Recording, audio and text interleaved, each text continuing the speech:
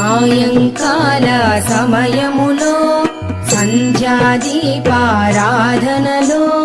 వచ్చును తల్లి మహాలక్ష్మి, వచ్చును తల్లి వరలక్ష్మి. కాళ్లకు గజ్జెలు కట్టింది, మెడలో హారము వేసింది, పిలచిన వెంటనే పలికింది, అడిగినదంతా ఇచ్చింది. సాయంకాల సమయములో సంధ్యాదీపారాధనలో వచ్చును తల్లి మహాలక్ష్మి, వచ్చును తల్లి వరలక్ష్మి.